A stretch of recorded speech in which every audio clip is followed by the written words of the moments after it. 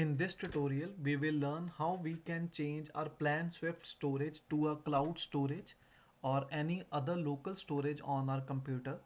So for that, we will go to settings. In simply, we will go to data storage. In data storage, we can choose new. In new, you can just name it. For example, you can say cloud. Choose any color which you want. Now for folder, what you have to do is set up your OneDrive account on your laptop and just simply select any random folder or specific folder on your OneDrive with where you want to store your PlanSwift files or access the files. Same way, your friends or any other colleagues can store their files in a specific folder on OneDrive and you both can share similar files on PlanSwift. But for this example, as I have so many files over my cloud, I will just store it, just say any location.